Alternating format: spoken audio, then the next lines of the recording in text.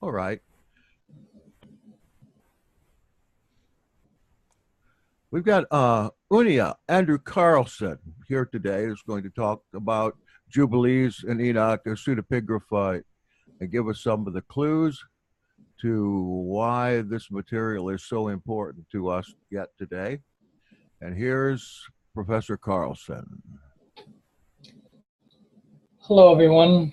Last time I did like a very basic overview of Jubilees, but I didn't really dive into the text too much. This time I want to get a little bit into Jubilees, specifically of certain passages, and kind of show some connections and insights that Jubilees has for us.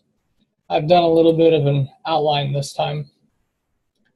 So, first of all, the purpose of Jubilees, it says in the beginning of the book of Jubilees that it's a witness and testimony to future generations. Basically, that Elohim is faithful. This idea that Jubilees informs us ahead of time that if Israel forsakes the covenant and forsakes the law, they will be punished. They will be sent into exile amongst the Gentiles. But that Elohim has not abandoned them. He's being faithful to his covenant. Let me see if where that specific passage is. I'll read it here.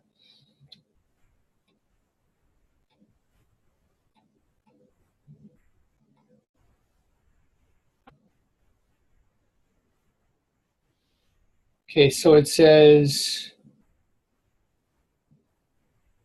"Do thou write for thyself all these words which I declare unto thee this day, for I know their rebellion and their stiff neck."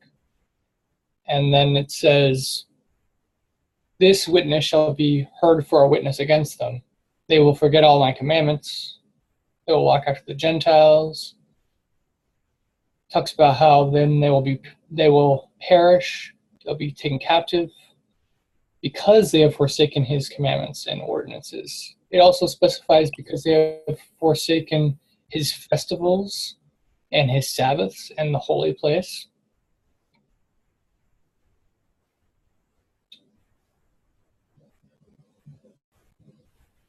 Let's see.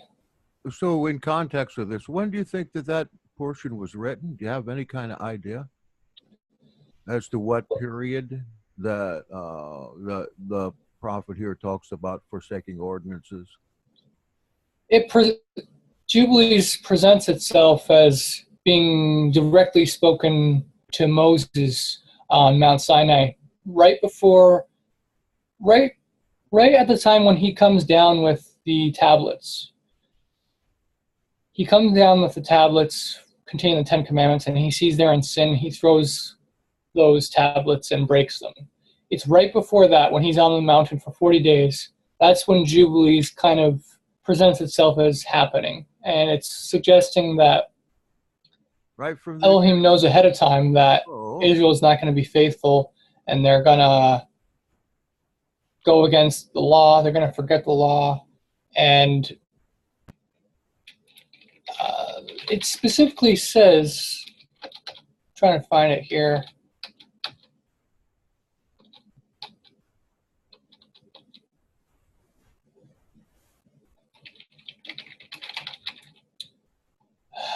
Sorry about this.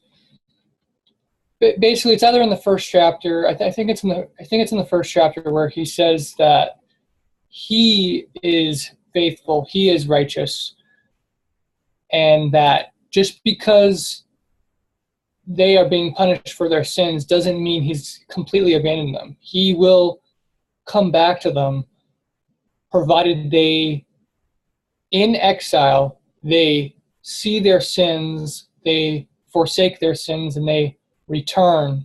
And upon doing that, they will be blessed and restored. So the book of Jubilees was written for Israel as a sign for them, that because like a lot of Jews today, are atheist, or they're not very religious, and that's what I've heard. And one of the reasons is because, like, with the Holocaust, for example, that was a pretty brutal thing, and a lot of the Jews felt like God abandoned them. So, because how could he let them go through something so horrible like that? But Jubilees serves as a witness to these people that he hasn't abandoned them. He's waiting for them to repent and return to the law, because according to the covenant, that's the terms of the covenant. Once they turn from that, they can then come back, and they will be blessed. He wants to bless them, but there's certain terms that they have to fulfill first, and so that's Jubilees tries to emphasize that for Israel.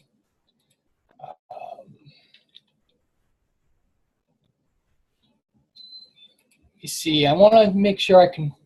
I'm sorry to keep bugging you. One more thing.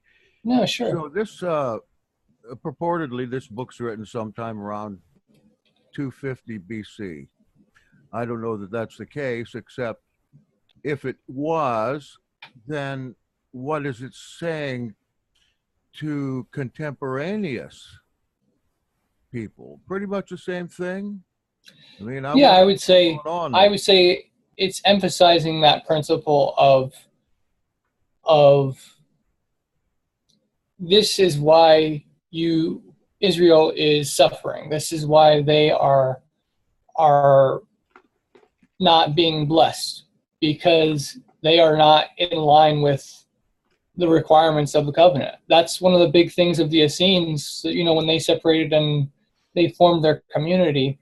And the Dead Sea Scrolls, they had this understanding that they were the remnant, and that the mainstream Judaism, the Pharisees, the Sadducees, they had gone off the path. And because they had gone off the path, that's why they had been taken over by the Romans. The Romans actually had power over them, and the Essenes believe that was because the Pharisees and Sadducees had made compromises on the law and were not faithful. And as a result, they were overpowered and under the control of the Gentiles, specifically the Romans. So I would say that's a very good context for the 250, 150 BC period. Now I know R.H. Charles, one of the famous scholars who worked on the Book of Jubilees, he did it before the Dead Sea Scrolls were found, and his scholarship suggested that the Book of Jubilees originated sometime around 100 BC, or a little bit earlier. But with Dead Sea Scrolls being discovered, it seems some strong evidence pointing Jubilees to be a good amount earlier than what R.H. Charles said. Yeah, I know around 250 to 200 there were uprisings both in 1st and 2nd century BC, but especially bad at the end of the 2nd century BC. And so some have thought that it was coming up at that time, but I seem to think that it's a much older book than that because of the calendrical texts in there. Is it possible it's older? Or, I mean, you can't use like the four source theory on it. That doesn't work. No. One of the things that's interesting is that there's a passage later on which talks about Israelites being commanded to, or not Israelites, people being commanded to wear clothes and not to uncover themselves. That's in Jubilees in like chapter 3, I think. And one of the classic commentaries that some people do, some of the scholars do, is they say that's evidence of Maccabean, like Jubilees being authored during the Maccabean era, because it was a polemic against the Greeks during the games when they exposed themselves, because you had to, the men who wanted to participate in the Olympic Games and some of that stuff, they had to be naked, or mostly naked, and But the thing is, it's easy to read into it your conclusion that you've already made. But if you back off and try to get out of the scholarly bias, you can see that the whole idea of don't expose yourselves as the Gentiles do, that could apply to virtually any era, because the Gentiles have always been like that for as long as we know. They've always exposed themselves through various customs. So it seems like one of their weaker arguments to suggest that it originates so late just because it's commanding people not to expose their nakedness. Yeah, it could you be know, at any time if that's the case. yeah, exactly. Now, I did find the passage where he says, where Elohim is saying in Jubilees chapter 1, says, he says, I shall not forsake them nor fail them, for I am the Lord their God. And he speaks of how if they turn to him, he will gather them from amongst the Gentiles. And he spoke of sending witnesses. And this is an interesting thing in the context of our movement, because there's a lot of people who are attacking the law, be it mainstream Christians, as well as certain groups that are more recent, who were joining the Yahad group online, the think tank, basically arguing that veganism is morally required of all people, and that all the passages of the law which speak in favor of animal sacrifices and eating animals, that those are all forged and a hoax, and that the law is false. These are people attacking the law from different angles, and we're trying to, the Yahad specifically is trying to point us back to the law, not necessarily keep every aspect of it at this point in time, because there's certain things we can't do, like we can't do animal sacrifices right now, but we understand from the historical context of the scriptures that the sacrifices were part of the law and that they weren't added.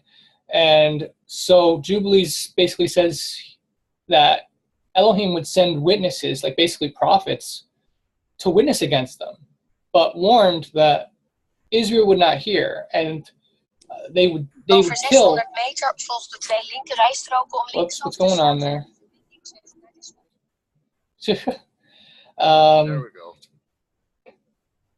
So basically, we're warned ahead of time that the prophets would be killed, and we saw throughout history that they were killed. And they were killed because their message was controversial. The Israelites didn't like what they were saying. And then it also says in Jubilees, they will persecute those who seek the law, and they will abrogate and change everything so as to work evil. Abrogation is very common amongst Christianity. They teach the abrogation of the law. And we see that amongst the same group who's trying to alter the law so that the sacrifices were never part of the law to begin with. So this is something we're seeing, that we will be persecuted if we try to seek the law. You know, those who try to keep the Sabbath. We live in a world where they don't really respect keeping the Sabbath. There's a movement throughout the current modern times of trying to eradicate circumcision. There are various places where circumcision is becoming outlawed. In certain places in the U.S. and in other countries, it's becoming illegal to circumcise. And so there's different things like that which are very relevant to our time and what the Messiah said also, where he told us they attacked him, they will also attack us. If we try to be his disciples, we're going to suffer the same way that he suffered, maybe even suffer more than he suffered, because some people go through horrible stuff. Luckily, right now, in those who are in first world countries don't face that much persecution compared to other countries in Africa and certain places in Asia. But that's not always going to be the case. It's going to be that eventually Europe is going to, and they've already started doing this, but they're going to be strongly persecuting those who are trying to follow the ways of the Bible. Anyway, so that Jubilees just presents to us this understanding that it is explaining to us that if we forsake the law, we will suffer. But if we return to the law, we will be blessed. And that's very much in harmony with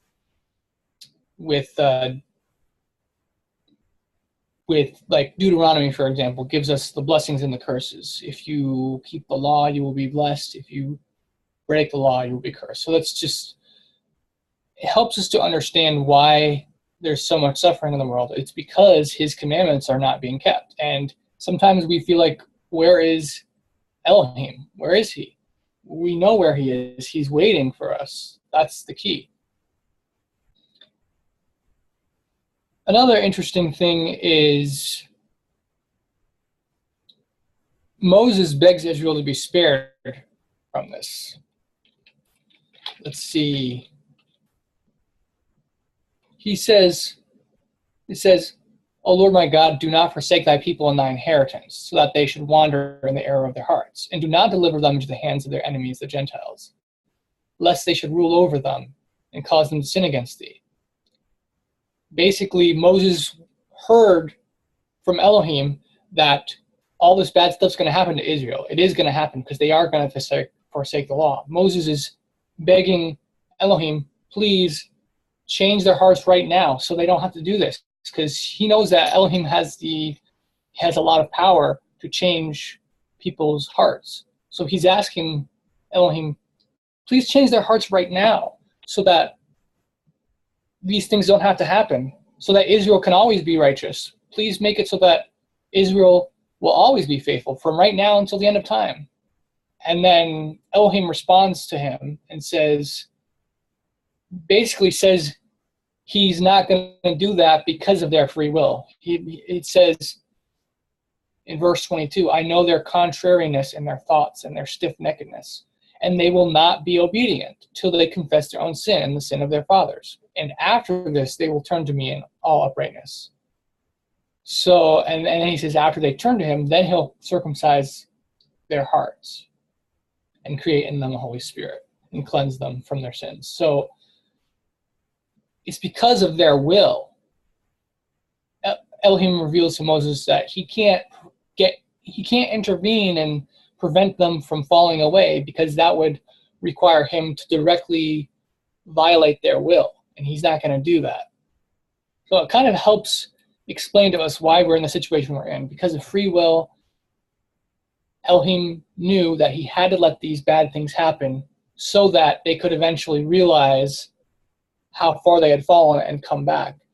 It's kind of similar to what Paul said in his letter to the Romans, where he said Israel had to fall so that the Gentiles could be brought in. But once the Gentiles are brought in, then Israel will be restored. So this idea that the best way to save the whole world is first for people to fall so that they can then be restored.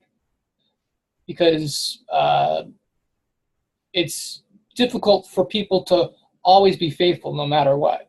Because if people haven't experienced the consequences of sin, they're likely to think sin is not a big deal. If they think, oh, sin is sin, whatever, it's not that big a deal, then they will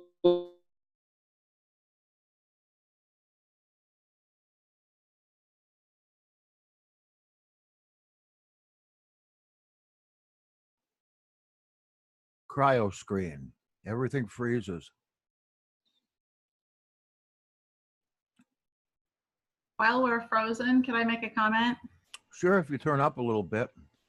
I'm too low. Let's see. How do I do Not that? loud enough. Just get a little Um, closer. Am I loud enough now? Yes. Okay. The part where he's talking about where Yah says that he's not going to go with the people because they are stiff-necked. Later, after Moses negotiates with them, he actually says he will go with the people for the same reason, because they are stiff-necked. And what I understand that to be is because we were so stubborn in the beginning to not follow his laws, that once we made our error and repented, that we would be similarly stubborn in keeping the laws. So when the last time of testing and trial comes upon us, that we won't turn. That's something like what I guess the writer of Hebrews maybe says, that once you've tasted of this, if you ever turn again, would that kind of emphasize what you're saying there? Yeah, maybe. If they were going to turn, they better not. Are you back, Onia?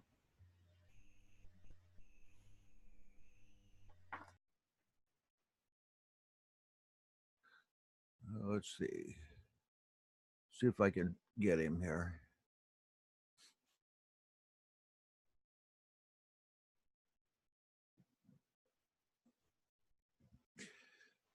And then it might have been the Essene rapture. He might have just gone right up.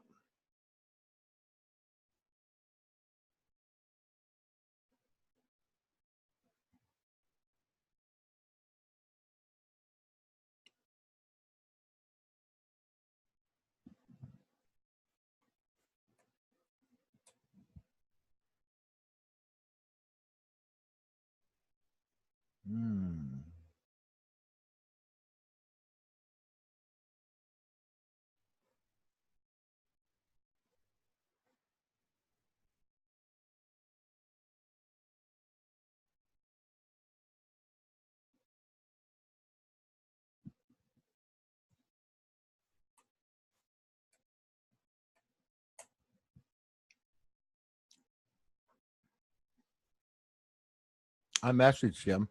One of the reasons I asked him to do this particular book is it's just so hard to get through. I mean, there's a lot of it, and a lot of it is repetitive. Yet inside there is the affirmation of calendar and some things about geology, geography. Hold on a minute. Somebody's after me here. Maybe it's him. Yeah, he says he's coming back on. His internet messed up, and here he comes. But Jubilees is kind of a mystery book for me. It seems like I get to the middle of it and then stop. Tried to record it once, and the same thing happened. Just got bogged down.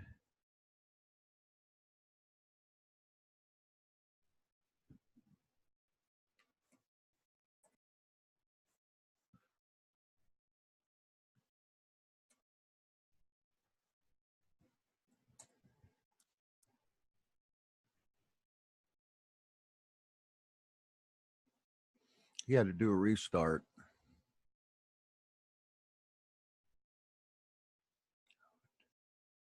Daoud, I love this profile picture of yours.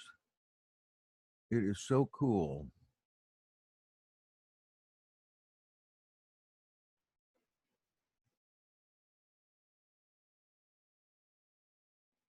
Daoud's in Holland. We became friends a couple of months ago, and what a nice family he has. Oh, here's Onia. Did you go to the phone?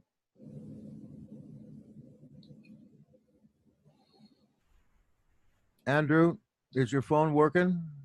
Yeah, can you hear me? Yes, good. My apologies. The internet cut out for me. I don't know why that happened, but I was actually using my computer. But if this happens again, I'll just switch to I'll try it on my phone. Hopefully that won't happen again, though. Do you know what was the last thing I said where it cut off? You were talking about the contemporaneous sins of Israel. Maybe I was talking about that, and the use of the warning, no matter what time or what era it was. Was that where he was? Anybody? Yeah, and I also think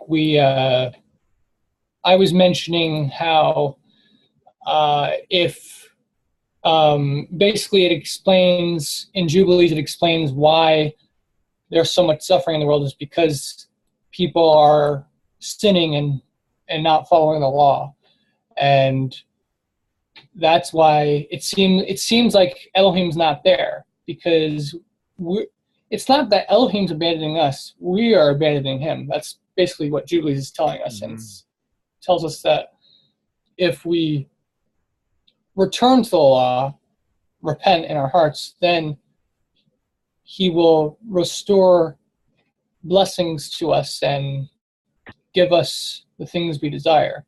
But if we turn away from him, then we will be punished for it. And that's the basic message of Jubilees. That's how it starts off in chapter 1. Now, another interesting thing is Jubilees tells us the name of Jerusalem. There's a lot of people who believe that Jerusalem, like for example, the Samaritans do not believe that Jerusalem is the holy place. They believe that was a corruption and that the original holy place was Mount Gerizim. According to Jubilees, however, Jerusalem is in fact the holy place where the temple was to be built. There's multiple indications throughout the text that Jerusalem is considered a holy place. And in terms of for our own time, we see that there's so much controversy in the land of Israel today. It just makes too much sense for Jerusalem not to be holy because of all the stuff throughout history that's focused on Jerusalem. Even today, everything's focused on it. Like there's just so much importance to the land of Israel and Jerusalem specifically. And I think Jubilees helps to confirm the importance of Jerusalem. Now, Jubilees as a text is presented as being given to Moses through the angel of the presence, this figure is called. The manuscripts differ a little bit in who is being commanded to write the copy of Jubilees. But basically what we can get from the information that we have in the manuscripts and in the context of Jubilees is that either the angel of presence writes the book of Jubilees and gives that book to Moses, or the angel of the presence writes an account for Moses, and then Moses basically writes a copy himself. Moses actually writes a copy that the angel is dictating to Moses directly. In either case, either Moses is given the writing or Moses makes a copy of the writing. But that's the origin of Jubilees according to this text. And it's, as I mentioned the other time, it corresponds with what the New Testament claims about the origin of the law, that the law originated from angels. And it also, an interesting thing is there's a passage of in Paul's writings where he speaks about the worship of angels.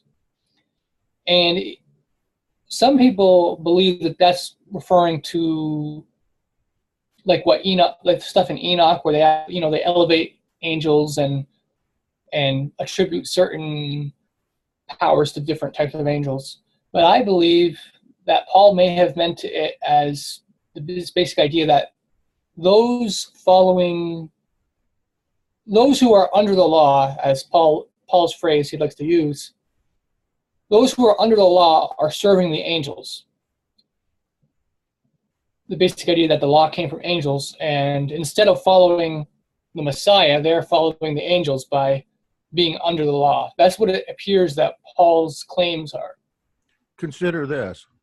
There's the worship of angels, like, wow, we'll crat them on there, like directly worshiping the demigod. And then there's the worship of angels, the way they worship. I was thinking Song of the Sabbath Sacrifice, for one, might be a really good example of the worship of angels, in the sense that angels worship this way, and we worship in a way, fashion like them. I know about every commentary I've ever read on that says that they were worshiping angels, but angels worship too.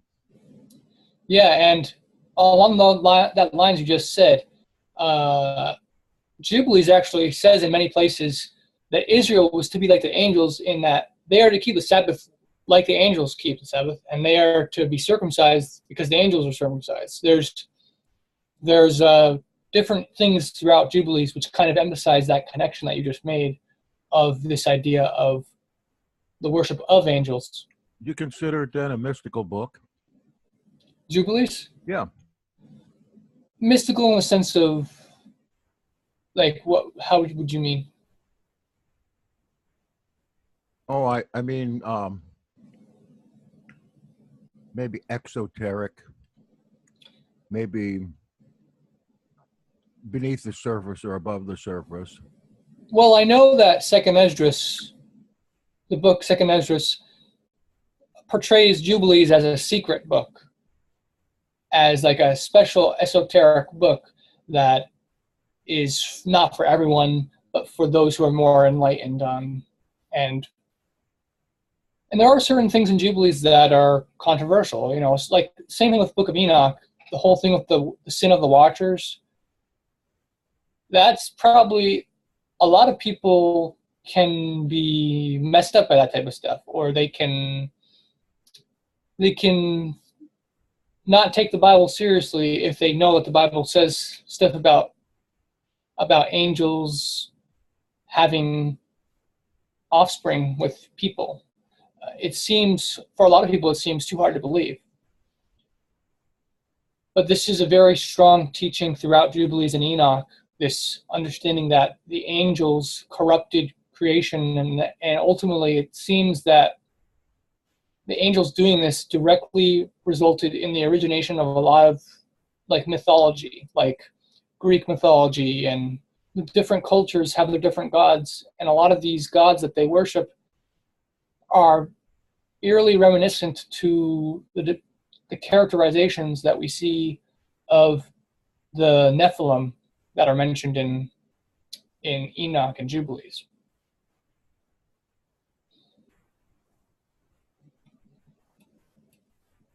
Now, there is something I want to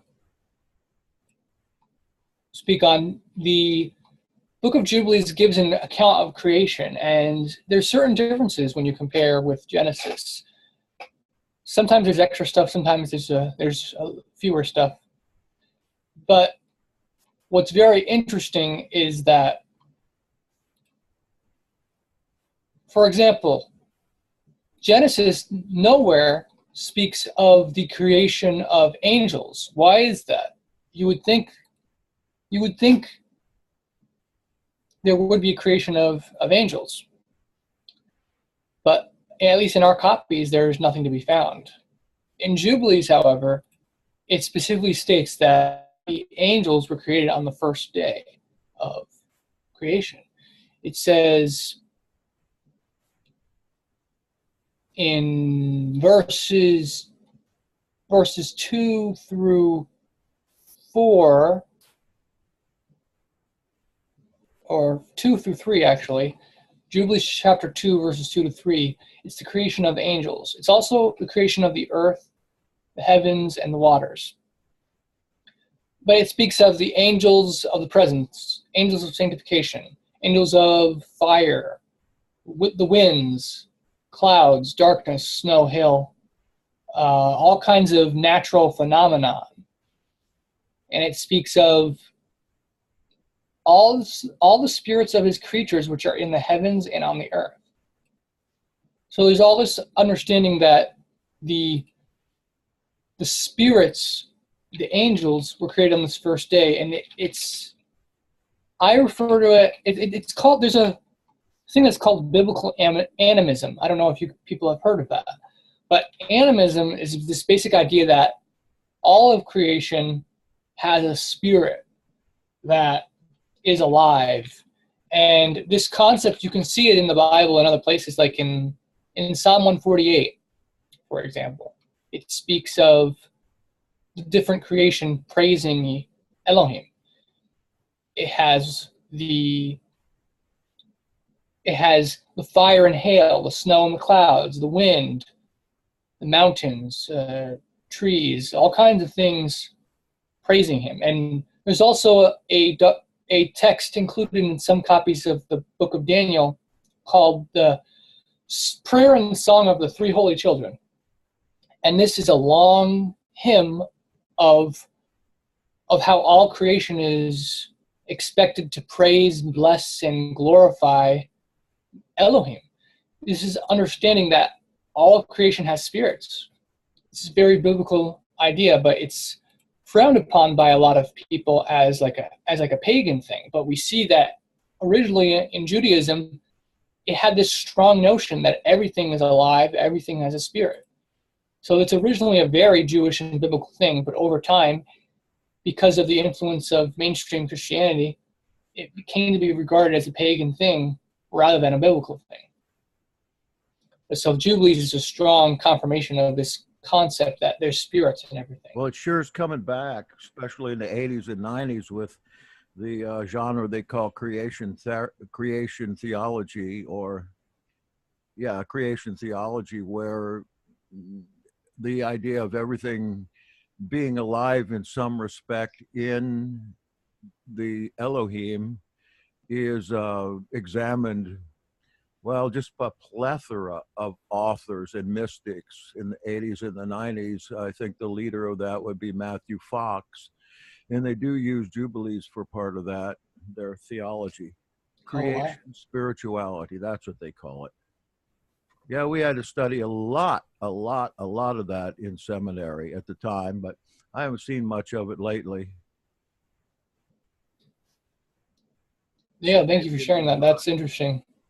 Now, in the same passage, it also seems to speak of pre-existence of the soul. This is this idea that before the soul was created, there was a consciousness that pre-existed it. And it appears to say that in this passage of Jubilees where it said, not only did he create all the angels on the first day, he also created all the spirits of his creatures which are in the heavens and on the earth. It appears to be saying that all the creatures that would ever live in the heavens and on the earth, he created their spirits on the first day. And that makes sense because why would Elohim, like it says that Elohim created all things in the 6 days. It doesn't make sense that every time people sleep together, that Elohim has to be like, oh, I got to make a new spirit now. Someone just had sex. Ding, ding, ding. You know, like every time someone has sex, he has to create a new spirit. That doesn't make sense. It makes sense that all the spirits are already created. Then every time people sleep together, a spirit is sent into the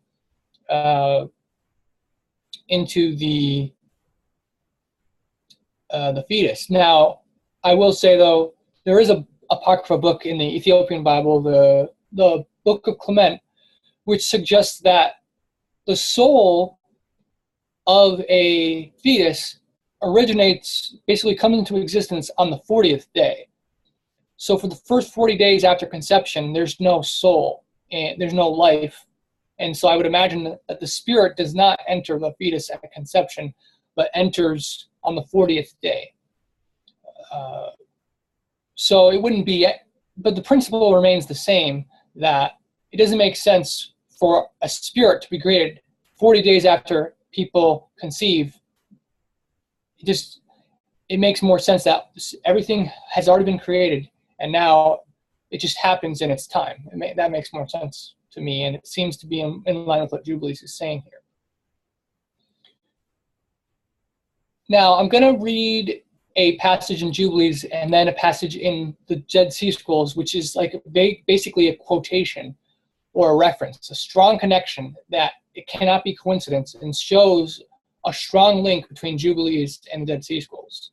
I mean, we already know there's a strong link between the Dead Sea Scrolls and Jubilees because so many copies of Jubilees were found in the Dead Sea Scrolls, but this is just even more confirmation that Jubilees is connected to ancient writings. So I'll read the passage. The angels are speaking, and it says,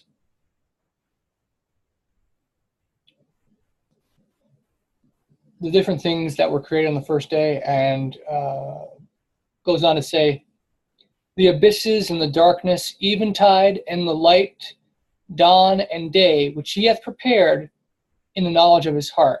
And thereupon we, the angels are talking, thereupon we saw his works and praised him, and lauded before him on account of all his works. For 7 great works did he create on the first day.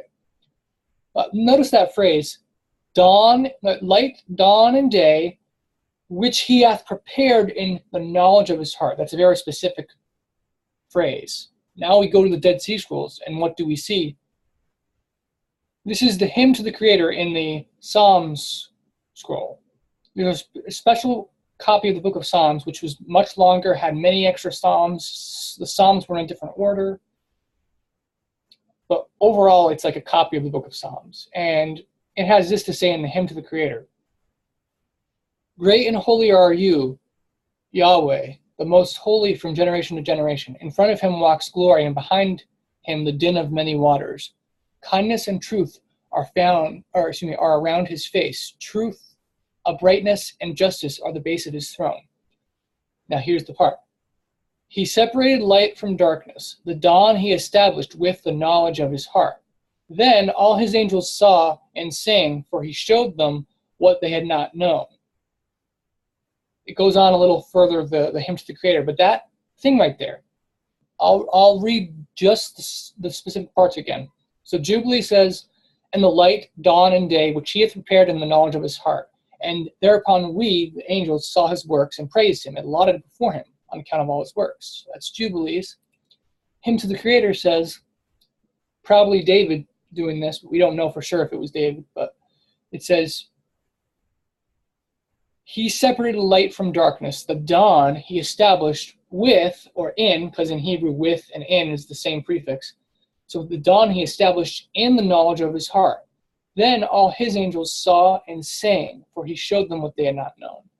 So that's a striking parallel which strongly connects the Dead Sea Scrolls with Jubilees and helps to reinforce the authority and authenticity of Jubilees. Because it would make more sense for the writer of the Psalms to be quoting Jubilees. If Jubilees is purported to be older than David and be in the time of Moses, it makes sense for the Davidic Psalter to be deriving these phrases from Jubilees. It doesn't make as much sense for the author of Jubilees to be deriving these phrases from the book of Psalms, this extra psalm, because if the author of Jubilees is trying to make people believe that this is an authentic Mosaic writing, they wouldn't quote from later writings, because by quoting from later writings, it would expose their writing to be a forgery. So they would try to avoid quoting later writings. Instead, they would try to make it look like they're the older writing. The fact that this psalm that I read from is so similar to what Jubilees says, it's more likely that this psalm is derived from Jubilees rather than the other way around. That's how I see it. Now, there are some interesting things when you compare Jubilees. I mentioned last time that Jubilees has some agreements with like Septuagint against the Masoretic text. There's certain readings that agree specifically with Septuagint like Genesis 1, verse 9. It has a longer form. Did you want to say something, Jackson?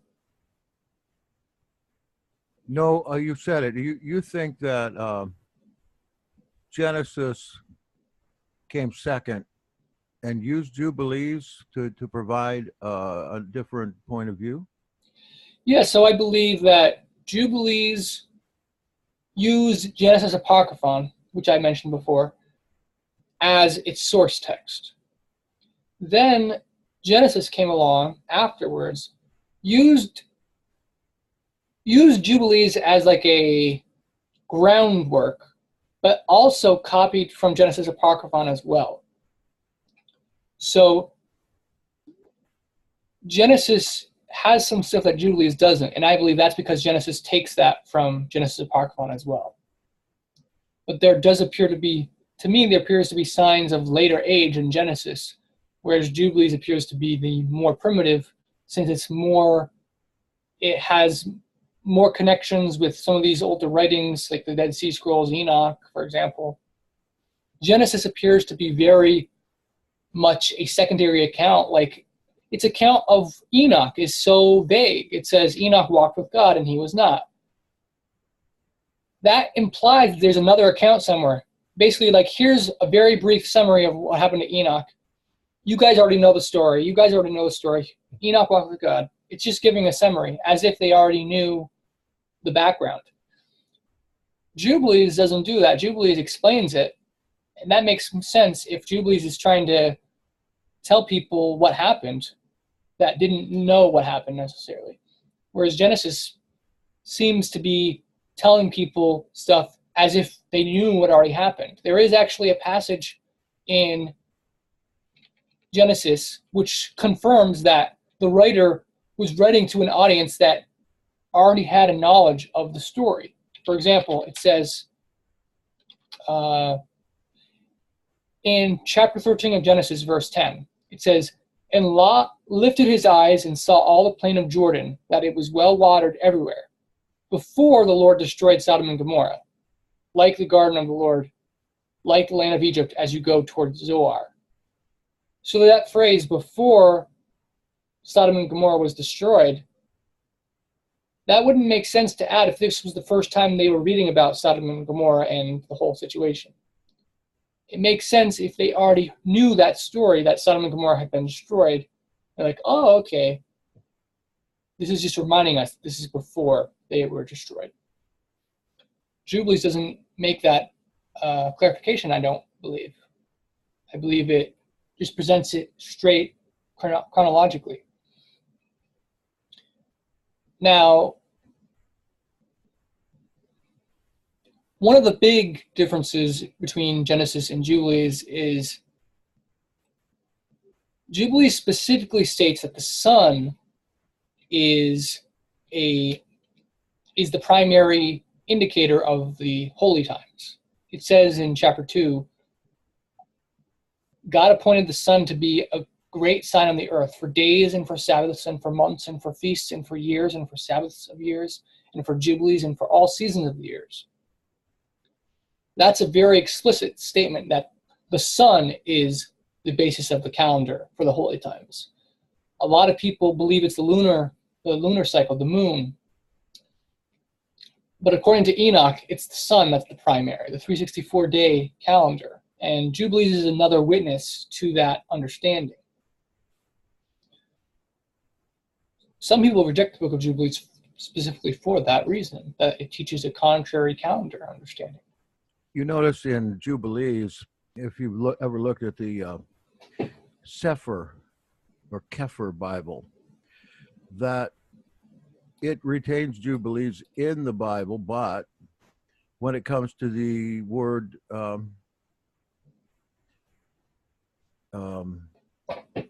Kodesh, yeah, even though to have the moon become the beginning of the month is completely contradictory in that book, they still translate it as new moon in there, which is why I didn't use it. Yeah, it doesn't make sense. And I will say about the Sefer, I have friends who value the Sefer and support it. And instead, there's certain good things about it, like having a bunch of books in the same compilation. But overall, I don't find this effort to be very scholarly. And it appears to me, I could be wrong on this, but it appears to me that they didn't freshly translate everything. They mainly took previous translations and, they translated a few parts of it to update it. But I would say that just understand that when you're getting the Sefer, you're mainly paying for the people doing the work of making it into Hebraic, like putting the words into Hebraic forms, inserting the Aleph Tav. I actually have stated before in other teachings that I don't agree with the whole concept of the Aleph Tav as it's commonly taught. I don't believe it's every time you see it that it refers to the Messiah. I believe it's a grammatical marker. That's how Hebrew indicates what it is. And so to me, it seems kind of silly to transliterate Aleph Tav every time you see it, as if it has a significance greater than the direct object marker. The way I do it in a translation, when I try to do stuff like that, I render Aleph Tav as a colon. And the basic idea of the colon is just to tell you this Aleph Tav is marking this verb with that noun, or that object. It's a marker.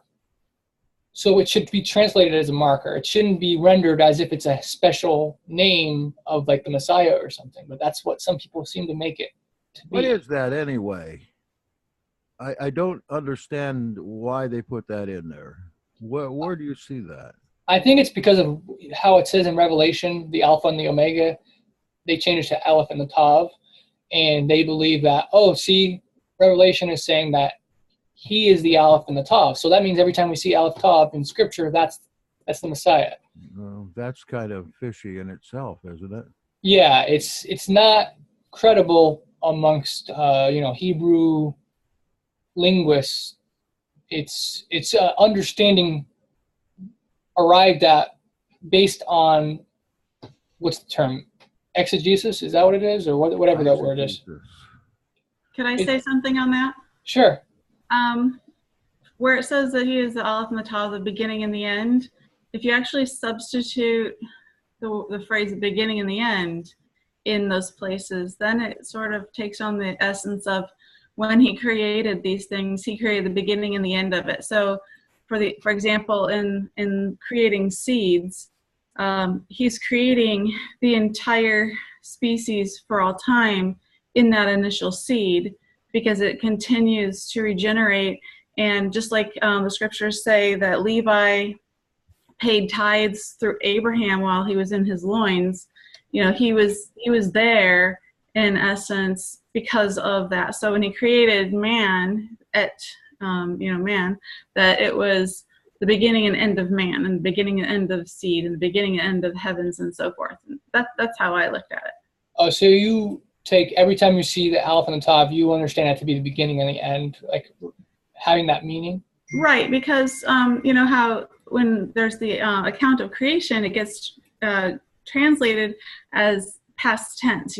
On the first day he created this, but from what I understand, if you don't really, if you accept the Vav consecutive idea as it being turned into a past tense, that's one thing, but I think it's like a dual understanding that it's also a future tense, that he will do this and he will do that. And so it is, I think, a way of looking at that it was happening then, and then it's also happening later. Like when Cain brings his offering, I think it says that in the last days he brings his offering. It gets translated as something as like in the course of time or something like that. But you could also see it as a future prophetic idea.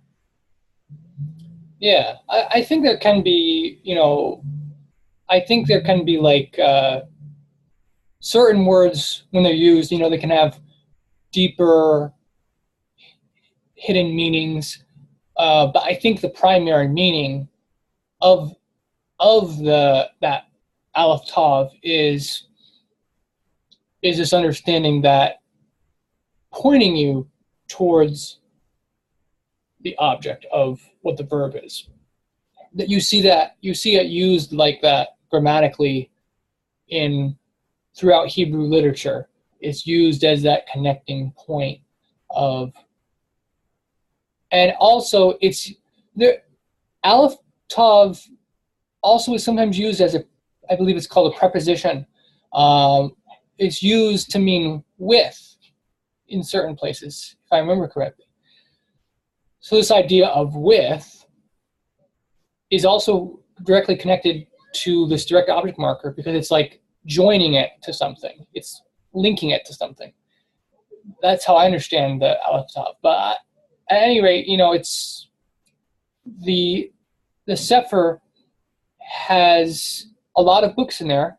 So if you want a single book that has all the books in there, it can be good for that purpose. But it is very expensive to put. It's expensive for what you're getting, because you're not getting like a fresh translation necessarily. You're getting something there's already translations like that available, which are almost identical. You're just getting the convenience of having it all in one tidy package. Yeah, it's $100. But it's like $100, and a lot of people can't afford something like that. And if you had the time to do it yourself, you could actually take all the books, put them together, and you could probably sell it for significantly cheaper and still make a profit. If based on my knowledge of I've done stuff like, for example, with Lulu. I've printed books from Lulu before. 800 pages, hardcover 800 pages, cost about $30, $35 maybe. I don't know how many pages the Yet Sefer is, but I would imagine that they could charge $50 for it. But they charge all like $100, so it seems, if people value it, I think it can be good. But I don't recommend the Sefer for people to buy for some of those reasons. There's a scourge of doing that, the self-publishing other people's works or public domain works, and oftentimes, well, even my stuff has been republished by people unscrupulous and sold for $6 like the Nazarene Acts. But when you get them, it seems like a real good deal. When you get them, the print is about 6-point print. Huh. I mean, it's put in the smallest book it can get, and it's just unreadable anyway. So I was mad at one fellow that republished the Nazarene Acts right beside mine on Lulu, and because it was not because he republished it, it's in public domain, but because the type in it is so small and there's no chapters or anything, just to slap it down and maybe make a few dollars that way. Yeah, I don't like that. But anyways, we get back to Jubilees. One of the strangest things is that scholars have this idea that in some ways it makes sense, but it's used I think it's used too much. This basic idea that if a reading doesn't make sense, it's more likely to be authentic. I think sometimes that's the case, but not always. But they use it as a way of trying to support the Masoretic text as the authoritative version. Even the scholars who are open to the Dead Sea Scrolls, they are still highly pro-Masoretic in a strong way, and I think it's too much bias towards the Masoretic. One of the key examples is it's in chapter 2, verse 2, and it says, "And on the seventh day, God ended his work which he had done." In the Septuagint, it says, "On the sixth day, God ended his work." In the Samaritan, it says on the 6th day. In the Syriac Peshitta, it says on the 6th day. In the Old Latin, which is based on the Septuagint, again, 6th day. Jubilees says as well the 6th day. So we have so many witnesses pointing to the correct reading being the 6th day, but scholars still think that the 7th day reading is correct because it's a more difficult reading. When it makes more sense to me that scribes had to write it by hand, so sometimes they got confused and got ahead of themselves and wrote words from the following line. 7th day is mentioned twice immediately after. It says, and he rested on the 7th day from all his work which he had done. Then God blessed the 7th day and sanctified it. So it makes more sense that, to me, that the Masoretic text is in error and simply copied the 7th day one too many times, because they looked ahead. Because all these other witnesses, including Jubilees and the other copies of Genesis, are in agreement that it was the 6th day. So that's one example of how Jubilees can help us solve textual issues. It shows us that the original version of Genesis almost definitely said 6th day. And it makes sense that if the 7th day is the Sabbath, you're not supposed to work on the 7th day. So Elohim wouldn't end his work on the 7th day, because then that would mean he was actually working on the 7th day. It would make sense that he ended his work on the 6th day. Now, as I mentioned in the previous week, Jubilees has a controversial teaching about the Sabbath and Israel. Basically, according to Jubilees, Israel alone was sanctified, permitted, and commanded to keep the Sabbath day holy.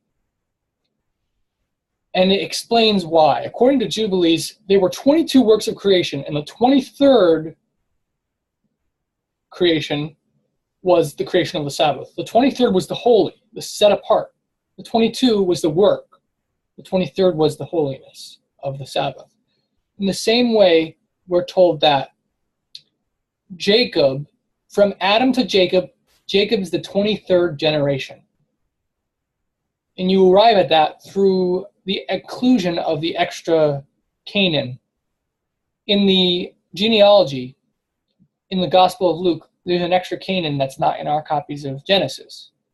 This extra Canaan is supported by the Septuagint of Genesis and supported by Jubilees. So Jacob is the 23rd generation according to this count. And because he's the 23rd and the Sabbath was the 23rd, the author of Jubilees is essentially saying that that's why Jacob was sanctified to be holy and chosen.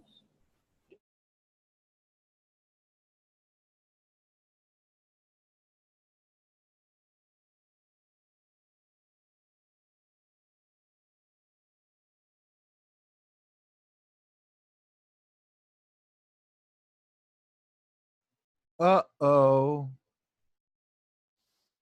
See if we can get him back. This is excellent knowledge.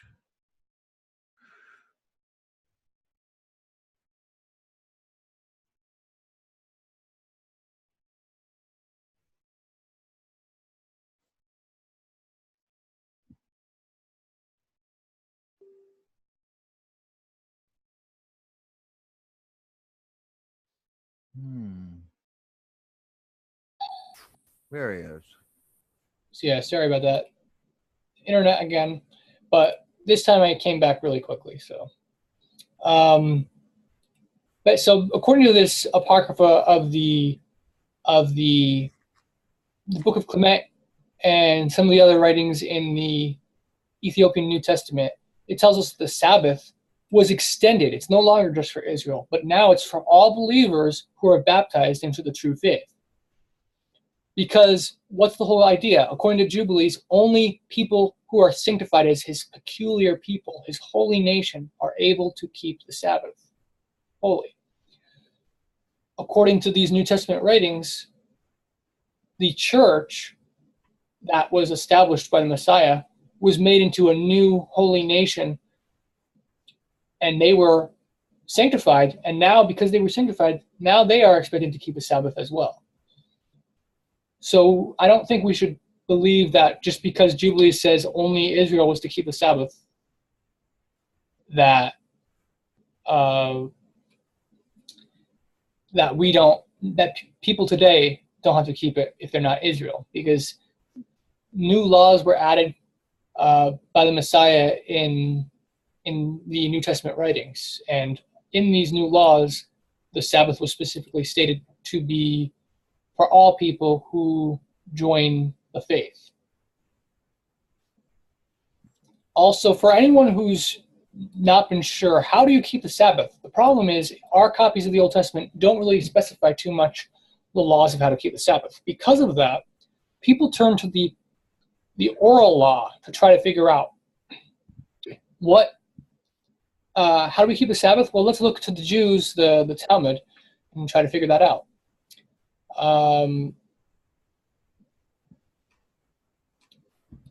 Well, that is fallacious, because originally in the scriptures there was writings which specified how to keep the Sabbath, and we see a remnant of that in Jubilees. Jubilees gives us all the laws for how to keep the Sabbath, and what's very strongly in favor of Jubilees' list is that many things that Jubilees list as commandments for the Sabbath are corroborated by other books of the Old Testament, like Jeremiah, Ezekiel, Amos, and Nehemiah. They give laws for the Sabbath nowhere mentioned anywhere else in the writings, but it's mentioned in Jubilees.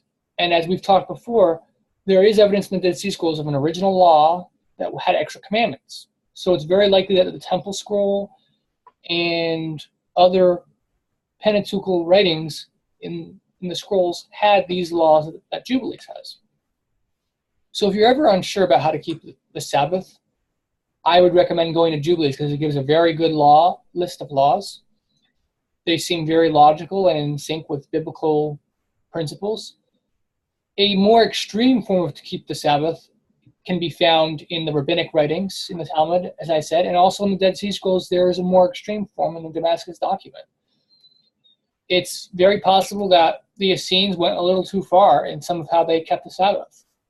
So if you want a more lax interpretation of how to keep the Sabbath, you can go to Jubilees. It's very reliable. The list is very reliable and not overbearing, I believe. Another thing which is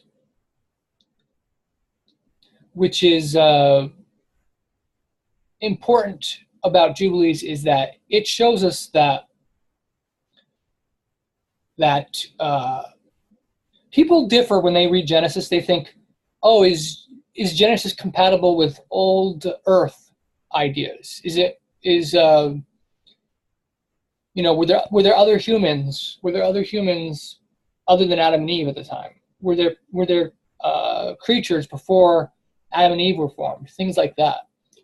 If you take Jubilees' testimony as authority, Jubilees is a very narrow, specific interpretation of the same stuff that Genesis says, but in a way that you can't really reconcile it with some of these other doctrines. It's very clearly specific that the first 6 days are literal 24-hour days and not long periods of time. According to Jubilees, they're very specific days. And it also, in Genesis, it's left unclear. Like it says, in the beginning, Elohim created the heavens and the earth. And then it says what happens on the first day. So some people are not sure if the heavens and the earth were created on the first day. Some people think the heavens and the earth already existed prior to the first day. Jubilees, however, tells us explicitly that the heavens and the earth were created on the first day. So Jubilees gives no ambiguity to this subject. It makes it very clear. Another one, for example, a lot of people theorize that Cain did not marry. As I said, Cain married someone else. There were other humans, and Cain married someone else. According to Jubilees, Cain took his own sister as a wife. According to Jubilees, Seth took his own sister as a wife. And for several generations, they took their own sisters as wives. So there's this idea that originally sister and brother, at least according to Jubilees, was not considered incest.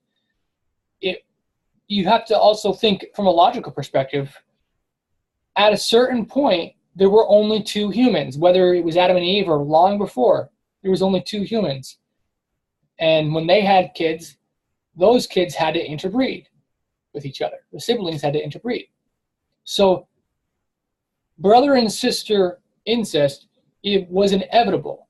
Scientifically, it had to have originated somehow. So Jubilees basically embraces that understanding and says, okay, well, it's inevitable that it had to be that way, and we're telling you that Cain's sister was his wife. And there's a lot of things like, some of the doctrines of Lilith, some of these doctrines of like how Cain had a different father that was like Satan or something, or a demon. It just doesn't reconcile with how Jubilees presents the information. An interesting thing as well is, well, I'll get to that in a second. This other thing is, Jubilees tells us that for 5 days, Adam was brought animals to give names to them.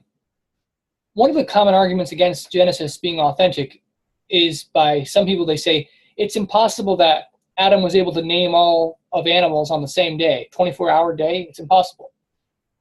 Jubilees explains to us that it wasn't all on the same 24-hour day. It was over 5 days where he named all the different animals.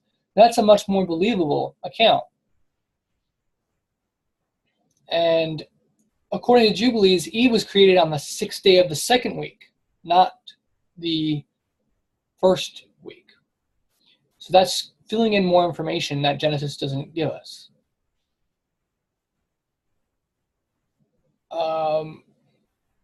Have you guys ever seen in Genesis where it says, like, let us, the phrase let us, when Elohim's talking?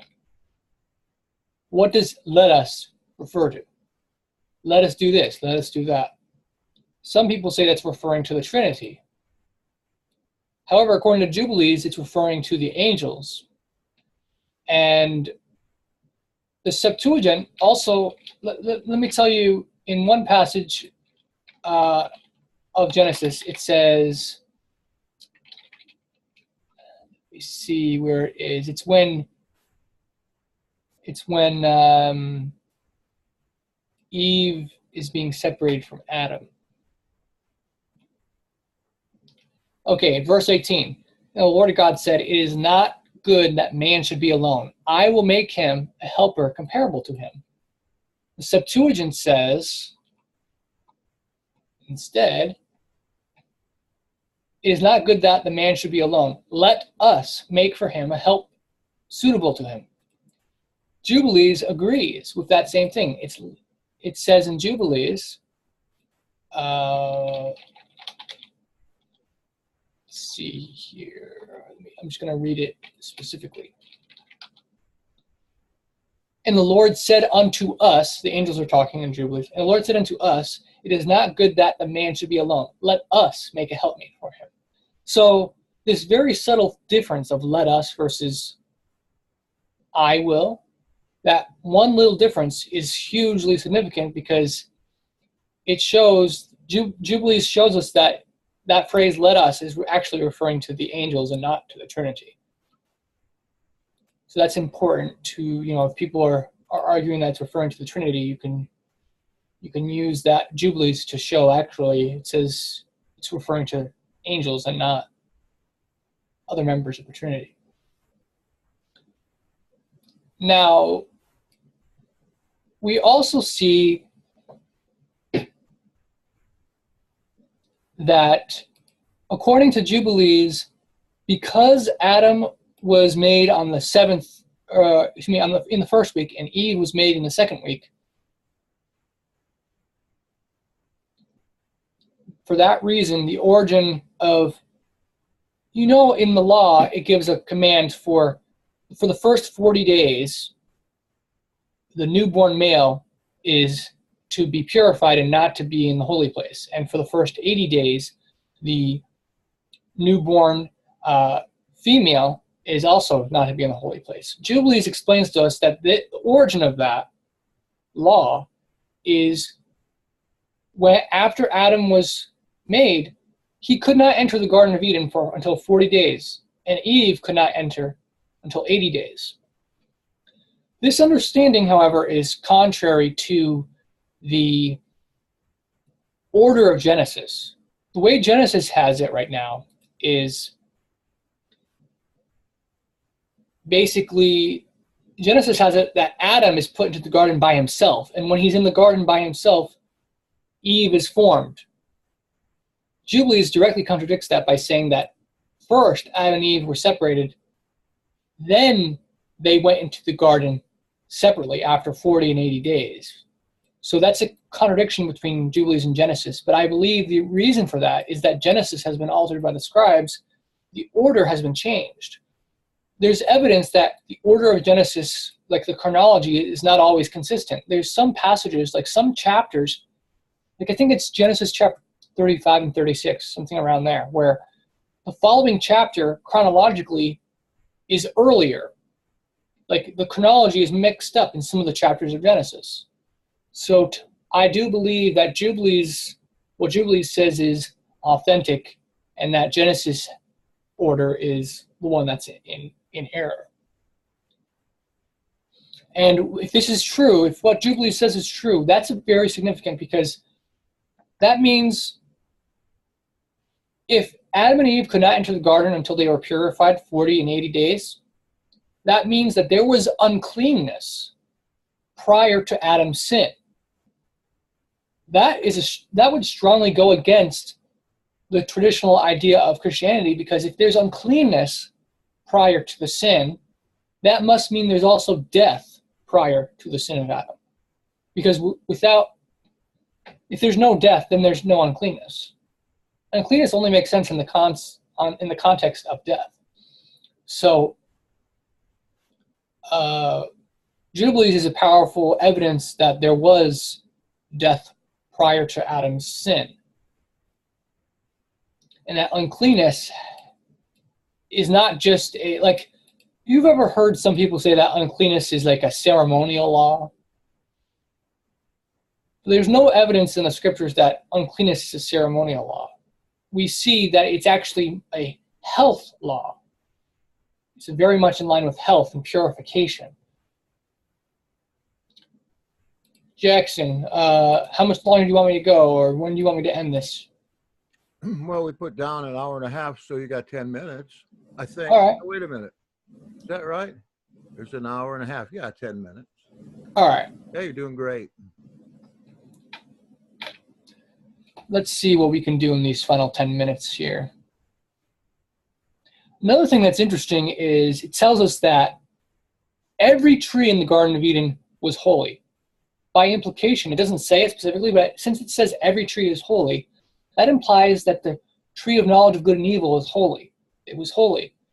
So if it's holy, we know, for example, we know that in the law, you're not supposed to touch the Ark of the Covenant. If you even touch it,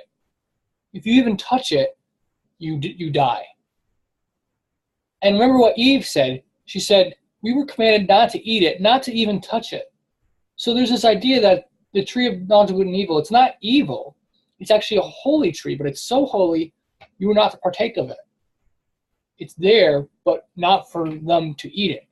And if they do partake of it, that's a horrible desecration of the holiness of that tree. So Jubilees helps explain a little bit the whole thing about the tree of knowledge of good and evil, because it's kind of unclear. Like, there's a little bit lack of clarity in Genesis. Like, why is the tree of knowledge of good and evil there in the first place? Well, it's there according to Jubilees because it's a holy tree. That's why it's there. But it's so holy, it's not supposed to be touched. That helps explain this whole story in Genesis.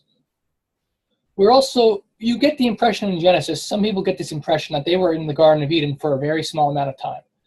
Jubilees says, however, they were in the garden for 7 whole years.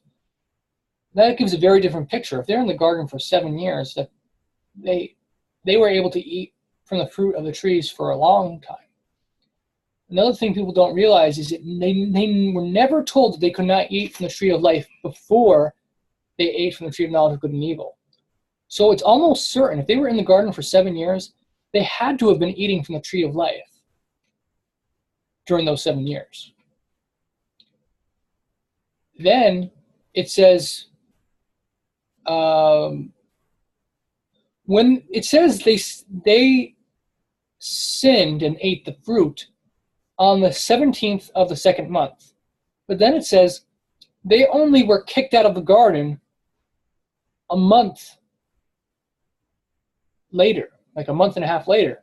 They were kicked out of the garden the beginning of the 4th month. So that means from the time that they were cursed until they got out was almost like, it was like a month and a half. So what were they doing during that month and a half? Well, they were probably still eating from the tree of life. They were probably still eating from the fruit in the garden. And that's why when Elohim saw that they kept eating from the tree of life, like, okay, I don't want them to keep. What does the tree of life do? According to Revelation, it heals them.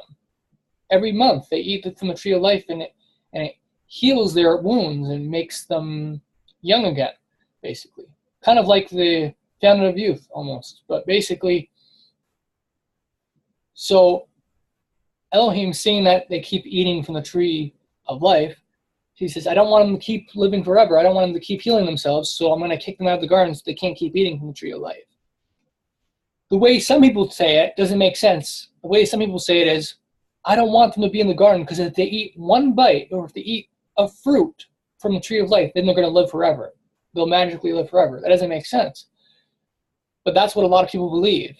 But it makes more sense as Jubilees, in the context of Jubilees, that they probably were eating the tree of life all the time, and it kept healing them.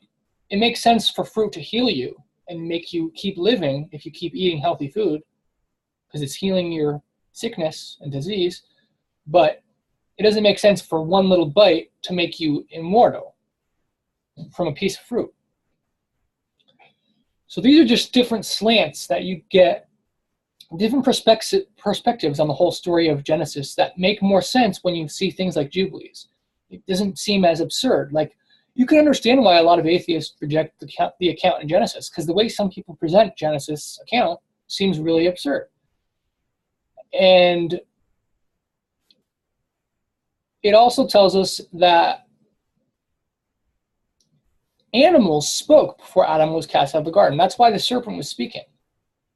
Now, is this that far-fetched? A lot of people mock and laugh at this idea, but we see birds are able to talk with almost perfect language. They have perfect language. And we have seen videos of certain animals making noises that sound very similar to words.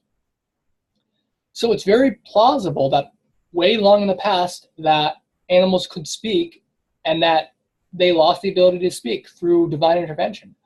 This account of being kicked out of the garden in Jubilees is very similar to the account of the Tower of Babel. This account is so similar because the Jubilees presents it as the animals could no longer speak in the same language as humans. Then humans and animals were kicked out of the garden and were dispersed. It's the same thing that happened with the Tower of Babel, where they had one language, the people had one language, and then after the events happened, they were kicked out of Babel and they were cast out to the places of the world.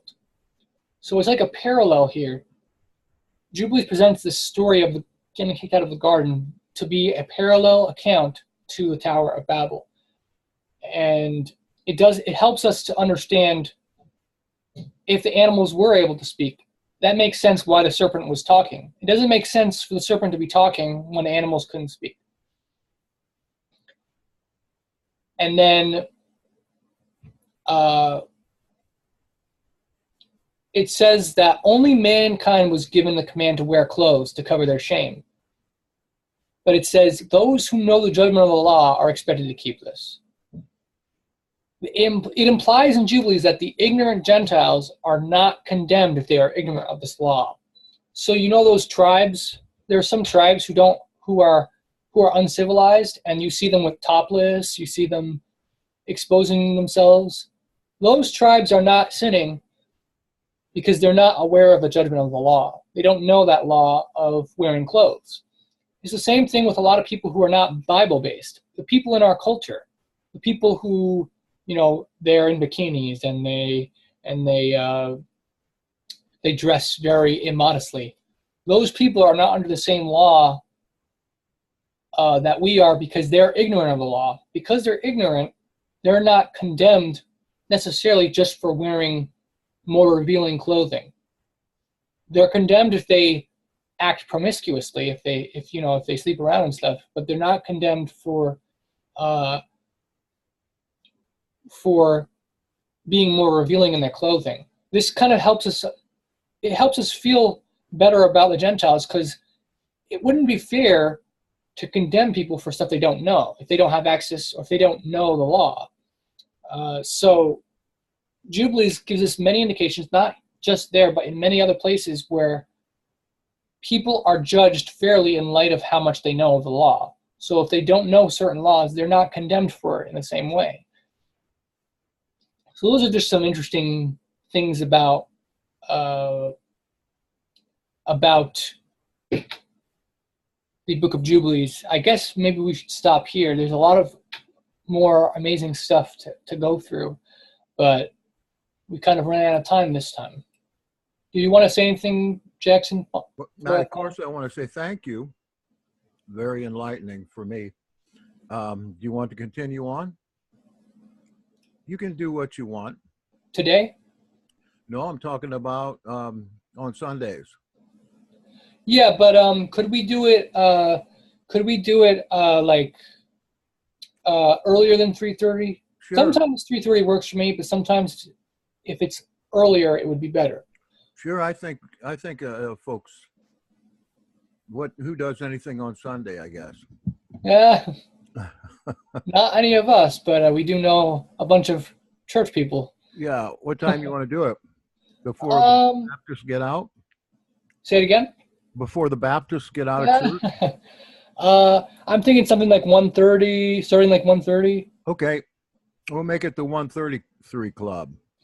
How's that sound? Sounds thank good. you all for coming too. I enjoyed you being here. I apologize for the bad internet connection. But I'll see you guys next week. All right. Welcome, everybody. Thank you.